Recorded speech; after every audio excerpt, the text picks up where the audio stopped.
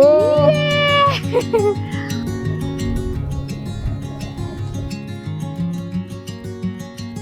গত পর্বে তোমাদের সাথে ঘুরেছি অফবিট হিমাচলের কাসল, পার্বতী নদী উপত্যকায় গড়ে ওঠা কাসলের রিভার পয়েন্ট, কাসল থেকে দূরে বরফে ঢাকা পাহাড়ের সৌন্দর্য। তবে আজ তোমাদের নিয়ে যাব হিমাচলের অন্যতম প্রাণকেন্দ্র আর বহু ভ্রমণপ্রেমী মানুষদের প্রথম স্বপ্নের জায়গা মানালিতে।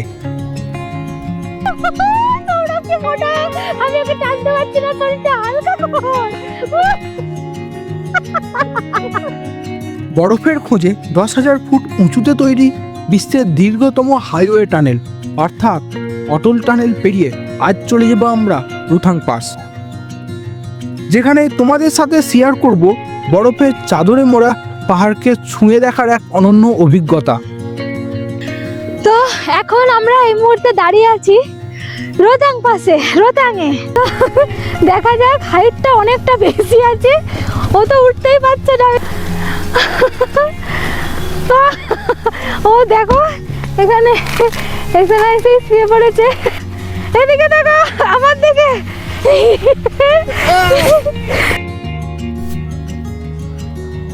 কাসলের সেই শান্ত নীরব সকালটা, পার্বতী রিভারের পাশে বসে সময় কাটানো, নদীর উত্তাল গর্জন, দূরে শান্ত পাহাড়ের সৌন্দর্য, এগুলো ছেড়ে যেন মন একদমই যেতে চাইছে না। কিন্তু সফর তো এগিয়ে যাওয়ারই নাম, তাই না?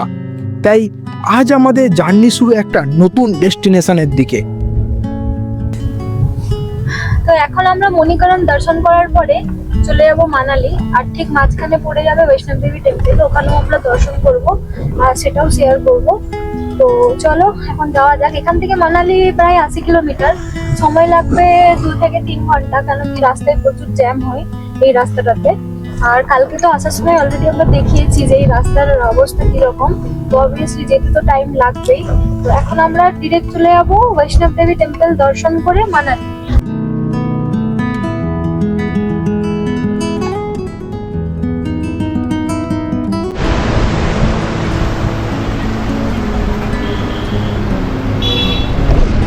তো বন্ধুরা, কাসল থেকে মানালি যাওয়ার পথে এখন আমরা যে জায়গায় দাঁড়িয়েছি এই জায়গাটা হচ্ছে কুল্লু, আর আমরা দর্শন করব কুল্লু বৈষ্ণব মাতা টেম্পল।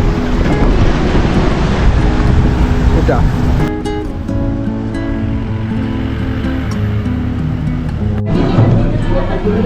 মন্দিরে ঢোকার আগে এই জায়গাটা আপনারা জুতো রেখে তারপর মন্দিরের ভিতরে আপনাদেরকে প্রবেশ করতে হবে।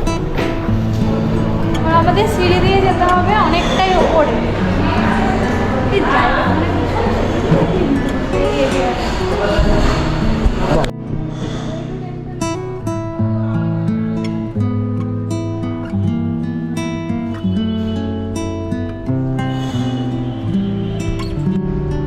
আমরা এখন ঘুরে এলাম বৈষ্ণব দেবী মন্দির থেকে। ভেতরে একদমই মানে ক্যামেরা স্ট্রিক্টলি প্রহিবিটেড লেখাই আছে, কোথাও ক্যামেরা করা চলবে না, তাই জন্য আমরা করিনি। তবে আমি কিছু তথ্য আপনাদের দিতে চাই।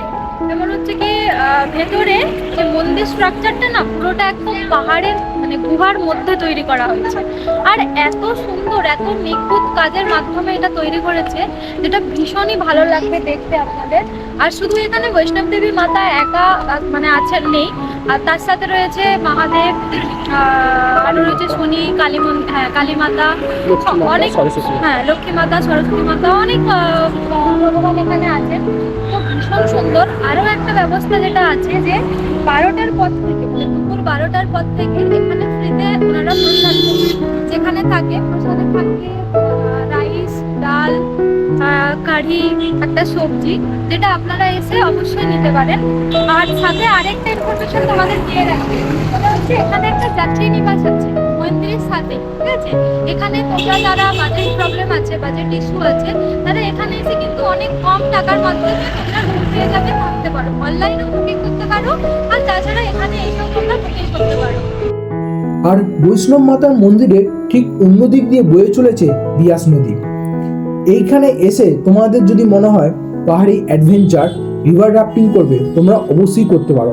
আমি আগের পর্বে আমার রিভার রাফটিংয়ের ভিডিও করা আছে, সেখানে গিয়ে তোমরা দেখে নিতে পারো।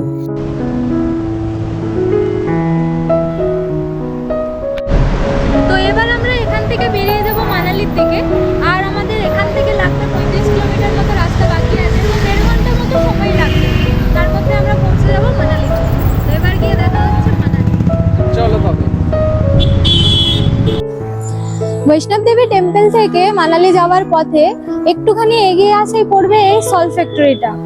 তো এখানে এই যে এখানকার যে বিশেষত্ব, মানে এখানে উইন্টারের যে সমস্ত সল থেকে শুরু করে স্যুট পিস, শাড়ি, মানে এখানকার যা যা ফেমাস জিনিস সবকিছুই তোমরা এখানে পেয়ে যাবে। আর এখানে এদের ফ্যাক্টরি আছে, ভেতরে গুদাম আছে যেখানে তৈরি হয়।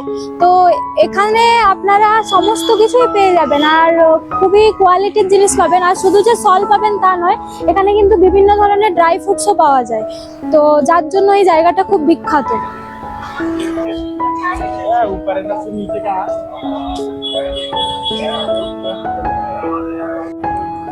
তো আমরা এখন আছি মানালিতে, আর মানালিতে আমরা যে রিসর্টটা আছি সেই রিসর্টটা আমি তোমাদেরকে বাইরে থেকে দেখাচ্ছি একবার।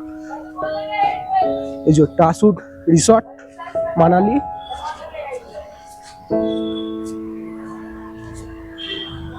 গাড়ি পার্কিং এর জায়গা আছে নিচে থেকে, জাস্ট এত সুন্দর একটা রিসর্টে আমরা আছি। তো আমি এখন আমার রুমের মধ্যে ঢুকছি, আর আমি তোমাদেরকে রুমটা ঘুরে দেখাবো যে আমি কোন রুমটা পেয়েছি।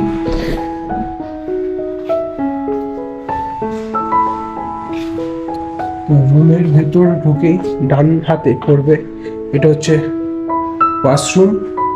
তো ওয়াশরুমের অপোজিটই আছে মিরর, সামনে আছে টিভি, আর এখানে চা কফি যদি খেতে চাও তার জন্য সমস্ত কিছু ব্যবস্থা করা আছে। Electric kettle plus coffee, sugar, সমস্ত কিছু।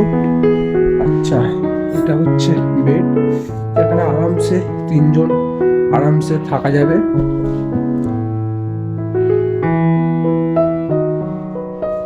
এবার আমি দেখব আমরা যে রুমটা পেয়েছি এই রুম থেকে পাহাড়ের ভিউটা কিরকম দেখতে, কিরকম লাগে পাহাড়ের ভিউটা।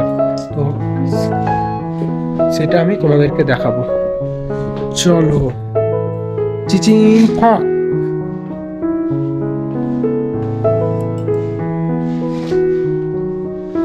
তো পাহাড়ের ভিউটা ঠিক এইরকম লাগবে। আর এই গেটটা খুলে আমরা বারান্দায় যেতে পারবো। পাহাড়ের ভিউটা ঠিক এইরকম লাগবে।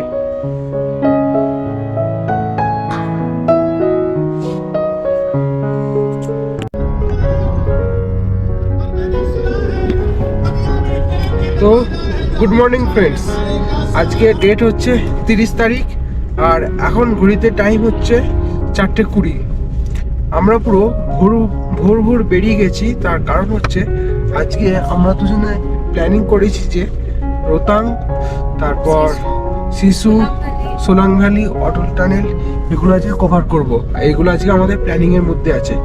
তাই এগুলো কভার করতে গেলে অনেক আগে মানে ভোর ভোর বেরোতে হয়, নাহলে গাড়ির জ্যাম লেগে গেলে ব্যাস ওখানে পৌঁছাতে প্রচুর লেট হয়ে যায়।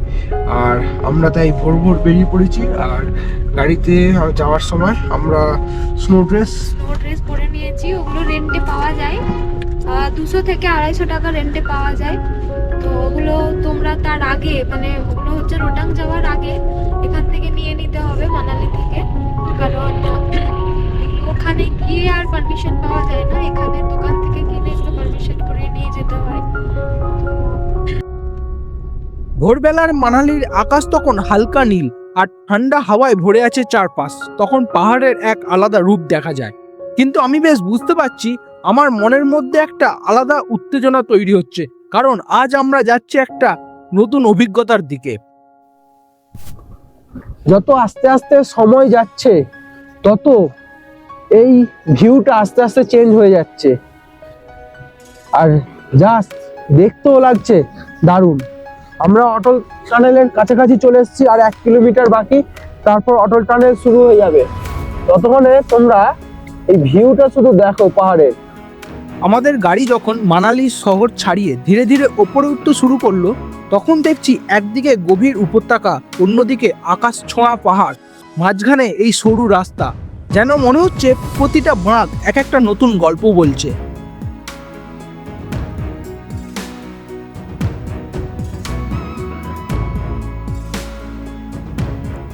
আমরা এবার প্রবেশ করছি অটল টানেলের মধ্যে। প্রত্যেক মানুষের স্বপ্ন থাকে এই জায়গায় আসার, আর আমাদেরও ড্রিম ছিল এই জায়গাটা আসার, আর সেই ড্রিমটা আমাদের পূরণ হতে চলেছে। পাহাড়ের বুক চিরে তৈরি হওয়া প্রবেশদ্বার যেন অন্য এক দুনিয়ায় যাওয়ার দরজা। 10,000 ফুট উঁচুতে তৈরি করা এটি শুধু কোনো ইঞ্জিনিয়ারিং বিস্ময় নয়, মানুষের অদম্য ইচ্ছাশক্তির এক জীবন্ত প্রমাণ হলো এই অটল টানেল। তো এই অটল টানেল 2020 সালে উদ্বোধন হয়। আমাদের প্রাইম মিনিস্টার, প্রধানমন্ত্রী নরেন্দ্র মোদী এটা উদ্বোধন করে। আর এই অটল টানেলটা একদম মানালি থেকে লাহুল স্পিতি কানেক্ট করছে। আর এটা হওয়াতে আমরা যে যাই সেটা ডিস্টেন্স প্রায় অনেকটা কমে গেছে। আর এটা 9 কিলোমিটার পর্যন্ত একদম পুরো এরকম যাবে, আর ভিউটা দেখতে ঠিক এইরকম লাগবে। আমাদের গাড়ি স্পিডে ছুটে চলেছে টানেলের ভেতর দিক দিয়ে, যেন মনে হচ্ছে খুব দ্রুত আমরা একটা দুনিয়া থেকে আরেকটা দুনিয়ায় প্রবেশ করতে চলেছি।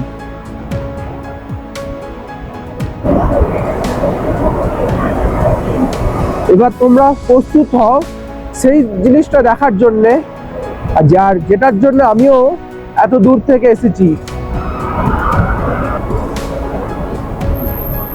চলে এসেছি। ও টানেল এখানে শেষ হওয়ার পর মনে হলো এক লহমায় সবকিছু বদলে গেছে। মানালির সবুজ আর ভেজা আবহাওয়া এক নিমেষে হারিয়ে গিয়ে সামনে উঠে এসছে একেবারে অন্য রূপ। আমাদেরকে স্বাগত জানালো লাহুল উপত্যকার শুকনো পাহাড়, ঠান্ডা হাওয়া আর অদ্ভুত রুক্ষ সৌন্দর্য। আর এখান থেকেই শুরু হচ্ছে আসল রোড জার্নির অ্যাডভেঞ্চার।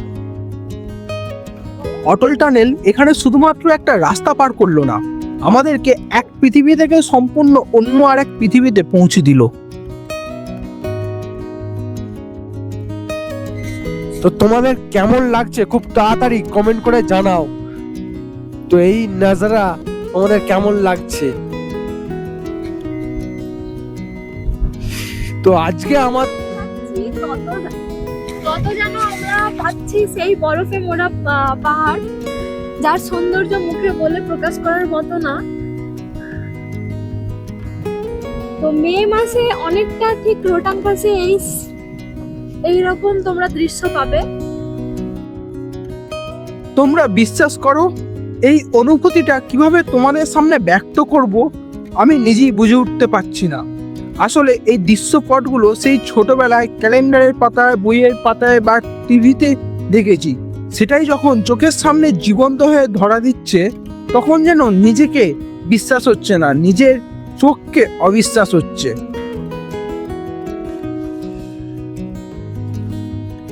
দুই দিকে বরফে মোড়া পাহাড় আর মাঝখানে বয়ে চলেছে নদী। কি যে অসাধারণ লাগছে বলে বোঝাতে পারবো না।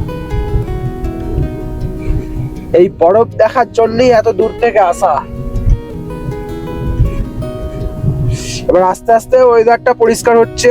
এই বরফের উপর যখন সূর্যের আলোটা পড়বে, তখন যে ভিউটা তোমরা দেখবে সেটা একটা আলাদাই জিনিস। তো এটা হচ্ছে লাহুল অ্যান্ড স্পিতি যাওয়ার ফার্স্ট চেকিং।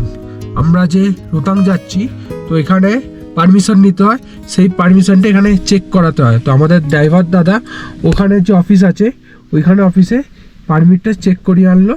এবার এটা আমরা বেরিয়ে যাব। পারমিট চেক হয়ে গেছে, চলো।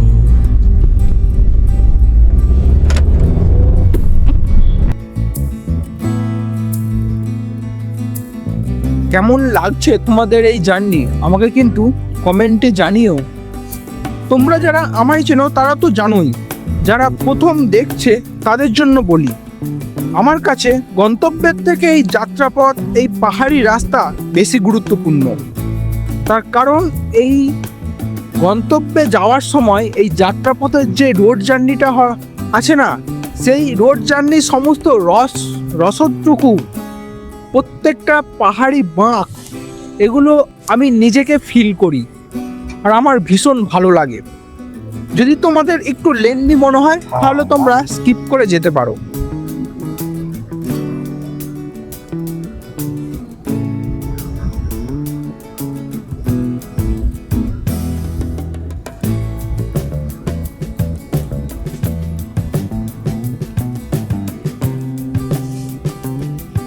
একটা বাঁক পেরোচ্ছি আর প্রতিটা বাঁকে যেন লুকিয়ে আছে এক নতুন বিস্ময়।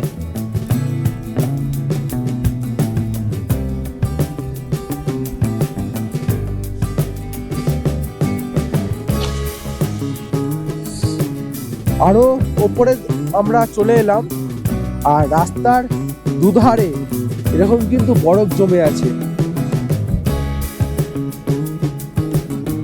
প্রচন্ড ঠান্ডা। বাট আমার বিশাল মজা লাগছে, শরীর খারাপ তো দূরের কথা।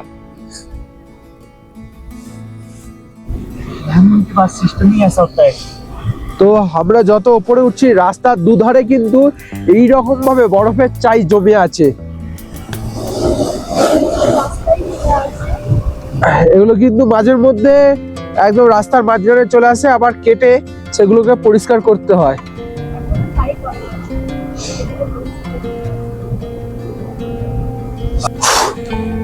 মানে এত ঠান্ডা আমি কথাও বলতে পারছি না ঠিক করে, হাত পুরো জমে গেছে।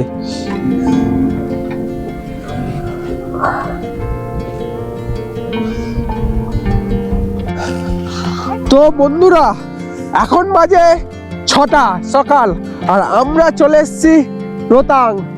জাস্ট দেখো বরফের মধ্যে হাঁটছি, বরফের মধ্যে হাঁটছি, কি ঠান্ডা। আমার ইচ্ছা আছে আমি হেঁটে হেঁটে উপরের দিকে যাব। ও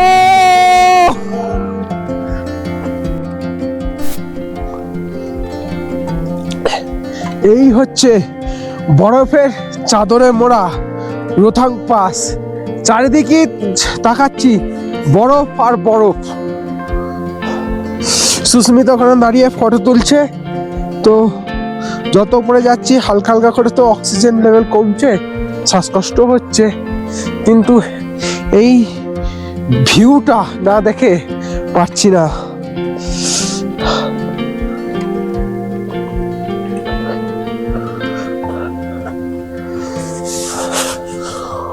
ও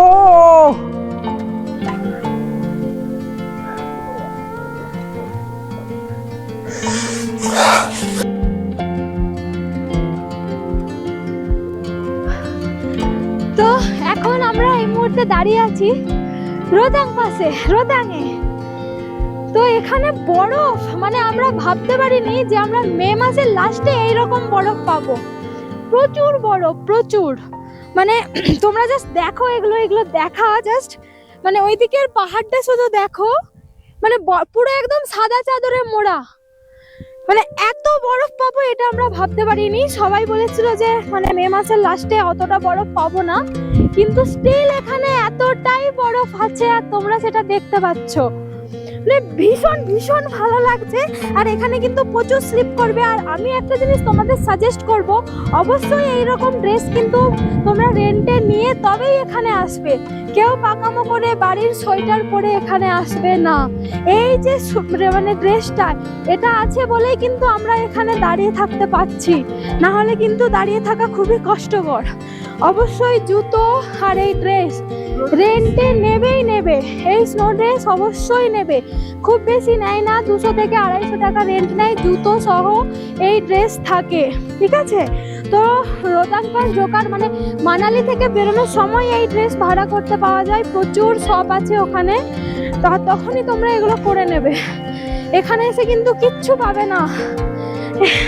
এখানে বরফটা এমন ভাবে জমে আছে যে আমি এ করতে পারছি না।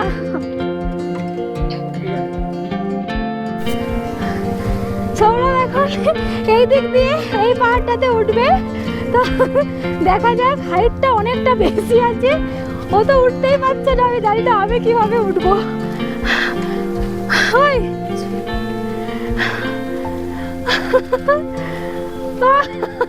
ও দেখো এখানে শুয়ে পড়েছে। সত্যি ভীষণ ভীষণ মজা হচ্ছে। তো কেমন লাগছে সৌরভ? বিশাল বিশাল লাগছে, দারুণ দারুণ। ও এই নে ক্যামেরাটা ধর। এই এরকম ভাবে ছুটবি না, লেগে যাচ্ছে, ভেতরে বরফ ঢুকে যাবে। আমি কিভাবে উঠবো? আমার হাতটা ধর। তো আমি এখন উঠবো, আমি জানি না আমি উঠতে পারবো কিনা। তুলছি। উঠে গেছি ফাইনালি।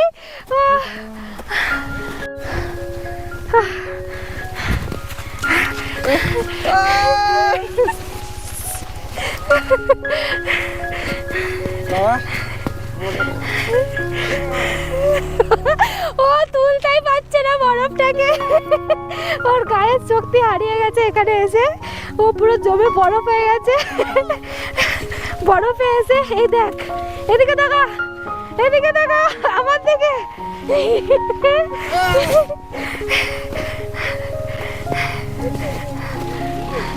সৌরভ, আমার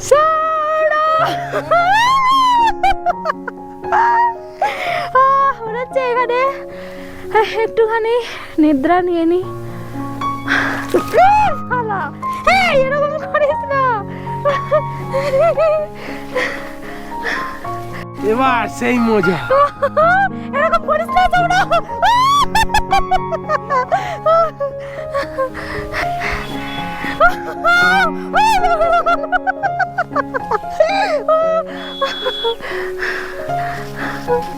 কিরকম বদমাস সৌরভ, তুই কিন্তু বরফটা এনে এতটা বরফ আমার দিকে দিবি না।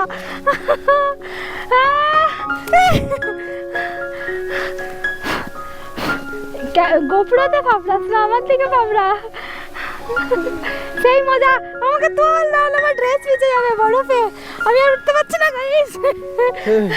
এবার তুই বস। প্রথমে সৌরভ কি মোটা, আমি ওকে টানতে পারছি না, শরীরটা হালকা কর। আরে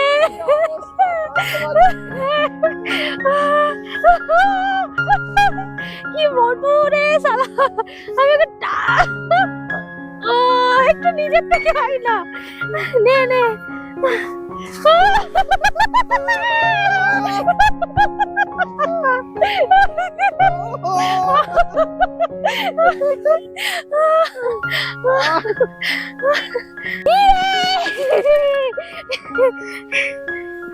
তো আমি এখানে সৌরভকে একটা জিনিস উপহার দেব, আর সেটা তোমরা দেখো কি দি।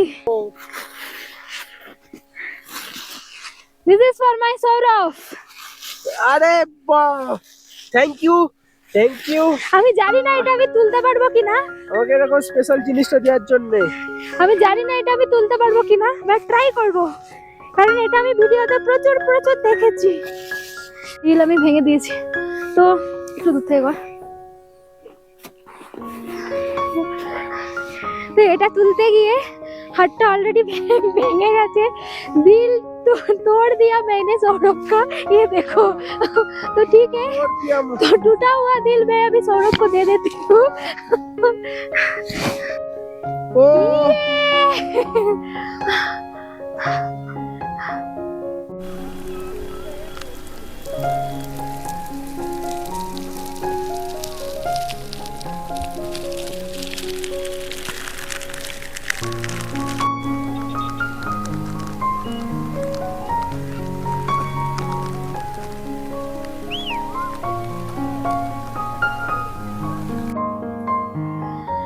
তো বন্ধুরা, আমরা এখানে অনেকক্ষণ টাইম স্পেন্ড করলাম, প্রচুর মজা করেছি, প্রচুর। আর এখানে সম্বন্ধে তোমাদেরকে কিছু বলে দিই, এখানে বিভিন্ন ধরনের অ্যাক্টিভিটিস হচ্ছে, যেগুলো এইদিকে দেখা যাচ্ছে। ঠিক আছে সৌরভ, একটুখানি ক্যামেরাটা ঘুরিয়ে দেখা। যেমন এইখানে একটা অ্যাক্টিভিটিস হচ্ছে, এখানে স্কিইং থেকে শুরু করে আরো বিভিন্ন ধরনের স্নো অ্যাক্টিভিটিস করানো হয়। তোমরা চাইলে এগুলো এসে করতে পারো, তার জন্য আলাদা আলাদা চার্জ আছে। আর এখানকার যে ভিউটা, মানে আমি মুখে বলে প্রকাশ করতে পারবো না, শুধু চারিদিকে বরফ আর বরফ, মানে মনে হচ্ছে যেন সমুদ্রের মতো ছেয়ে আছে বরফটা, এত সুন্দর লাগছে।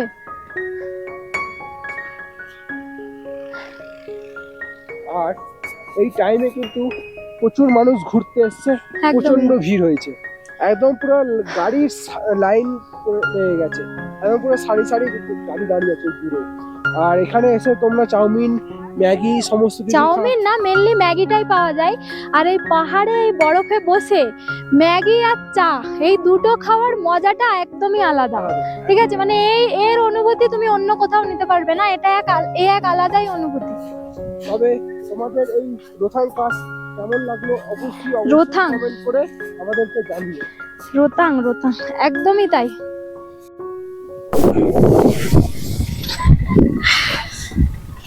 তো বরফে আসবো আর ম্যাগি খাবো না, এটা তো হয় না, তাই দুজন মিলেই বসে পড়েছি ম্যাগি খেতে, ম্যাগিটা খেতে। गरम गरम मैगी এখন। हाँ हाँ नहीं, थोड़ी देर बाद भैया ये खत्म कर लेते हैं। এখানকার ম্যাগি আলাদাই টেস্ট।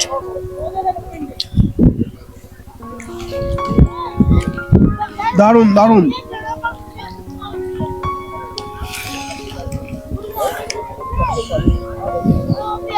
এই ঠান্ডার মধ্যে বসে বসে ম্যাগি খাওয়ার যে একটা শান্তি, একটা তৃপ্তি, সেটা বলে বোঝাতে পারবো না জাস্ট।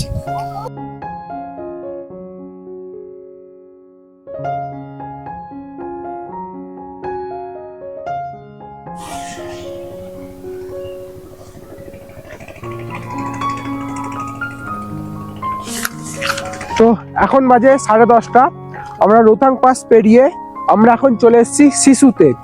আর শিশুতে ঠিক জিনিসের পাহাড়ের ভিউটা এই রকম দেখতে। আর সামনেই আছে এটা শিশু লেক, ঠিক আছে। আর মে মাসে যেহেতু শেষের দিকে তেমন শিশুতে তেমন কোনো বরফ নেই, কিন্তু উইন্টার সিজনে এই পাহাড়গুলো বরফের চাদরে মোড়া থাকে।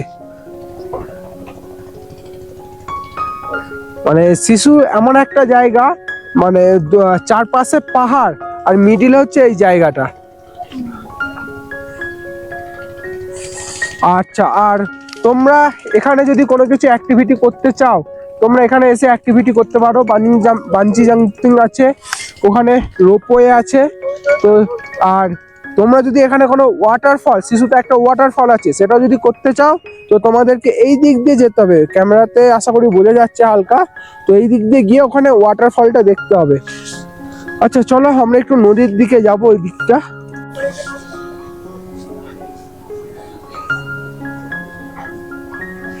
তো একেবারেই যে বরফ নেই তা নয়, একদম পাহাড়ের মাথায় কিন্তু বরফ আছে। ক্যামেরাতে কতটা বোঝা যাচ্ছে জানি না, কিন্তু বরফ ভালোই আছে। নিচে নেই, বাট ওপরে প্রচুর বরফ আছে। অ্যাকচুয়ালি রোথাঙে আমরা ওই পাহাড়ের ওইখানে গেছিলাম, আর এই শিশুতে এসে এই বরফটাই এখানে দেখা। তবে আমরা কিন্তু রোথাঙে বিশাল এনজয় করেছি, প্রচুর এনজয় হয়েছে। মানে এই মাসটাতে আসলে, মানে মে মাসে আসলে রোথাঙে তোমরা প্রচুর বরফ পাবে, যেটা আমরা পেয়েছি। মানে স্যাটিসফ্যাকশন, ফুল স্যাটিসফ্যাকশন পেয়ে যাবে। হ্যাঁ, উইন্টারের মতো তো পাবে না। উইন্টারে কি হয় ব্যাপারটা, পুরো সমস্ত কিছুই বরফে ঢাকা থাকে, একদম সাদাই সাদা। বাট সেই ব্যাপারটা এখন পাবে না, কিন্তু রোথাঙে ফুল বরফ পাবে একদম। ঠিক আছে। তো শিশু মূলত চারিদিকে পাহাড়ে ঘেরা, আর মাঝখানে একটা খালি মাঠ রয়েছে। বিভিন্ন ধরনের খাবারের দোকান, বিভিন্ন ধরনের অ্যাক্টিভিটিস। এখানেও আসলে মনটা ভালো হয়ে যাবে। আর খুব সুন্দর একটা ঠান্ডা বাতাস দিচ্ছে।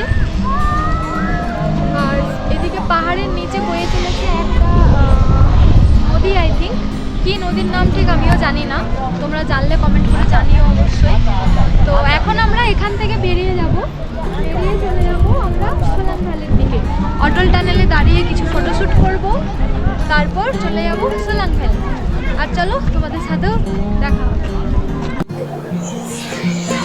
তো এই জিপ লাইনিং অ্যাক্টিভিটি গুলো তোমরা করতে পারো পুরো নেচারের মধ্যে, একদম দারুণ লাগবে এগুলো।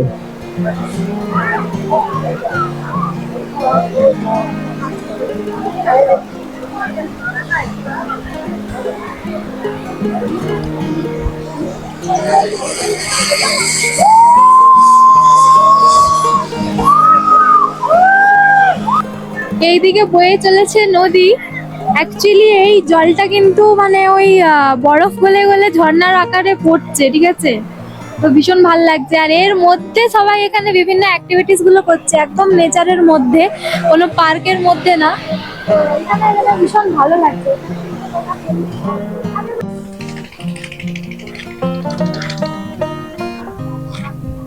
এখন আমি তোমাদেরকে যে লেকটা দেখাচ্ছি এটা হচ্ছে শিশু লেক।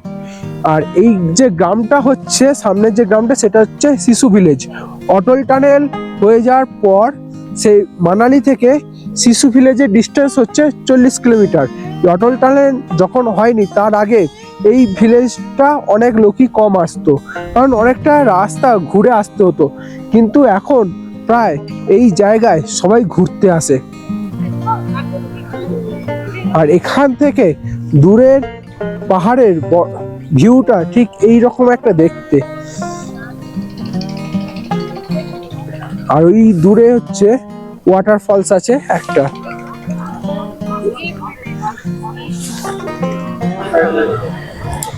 তো এখন আমরা শিশু থেকে সোলাংখালি যাওয়ার সময় এই অটল টানেলের মেইন যে গেট তার সামনে দাঁড়িয়ে গেছি।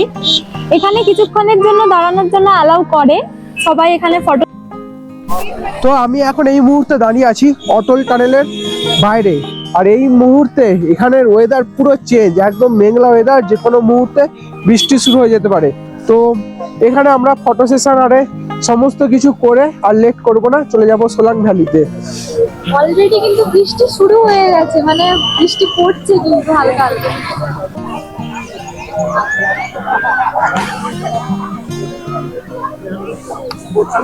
তো বন্ধুরা, আমরা এখন চলে এসেছি সোলাং ভ্যালিতে। এই যে ভ্যালিটা দেখতে পাচ্ছ গ্রিন উপত্যকাটা, এটা হচ্ছে সোলাং ভ্যালি। আর এই সোলাং ভ্যালিতে এসে তোমরা রোপওয়ে করতে পারবে, প্যারাগ্লাইডিং করতে পারবে, যদি করার ইচ্ছা থাকে। তো এইখানে এসে তোমাদেরকে কথা বলে এগুলো কিন্তু করতে পারবে, এই অ্যাক্টিভিটিগুলো। দারুণ করাচ্ছে, ল্যান্ডিংটা একবার দেখা।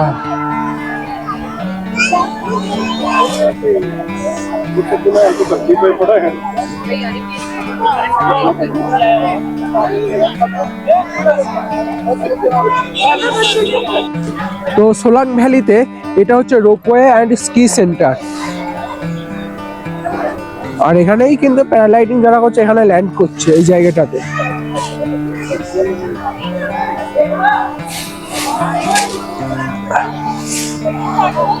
রোপওয়েটা কিন্তু এখানে খুব সুন্দর করায়, মানে একদম এই সোলাং ভ্যালির ওপর দিয়ে নিয়ে যায় এটা, মানে মাঝখান দিয়ে, একদম পুরো পাহাড়ের মাঝখান দিয়ে নিয়ে যাচ্ছে। চলো ওই দিক দিয়ে গিয়ে এটা এবার দেখানো যায়। ঠিক এই বিল্ডিং এর পিছনটাই তোমরা খেয়াল করো যে রোপওয়ের সমস্ত এগুলো যাচ্ছে যাচ্ছে আসছে। বহু মানুষ কিন্তু টিকিট বুক করে এটা করছে।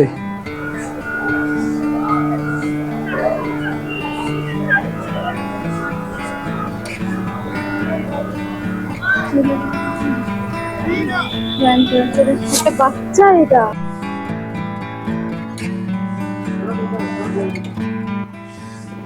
তবে নেক্সট পর্বে নিয়ে আসছি মানালি শহরের আরো কিছু দুর্দান্ত ঘোরার জায়গা। ততদিনে ভালো থেকো, সুস্থ থেকো। যারা নতুন ভিউয়ার্স আছো, ভিডিওটা দেখছো, তারা কমেন্ট করে জানিও কেমন লাগলো তোমাদের ভিডিওটা।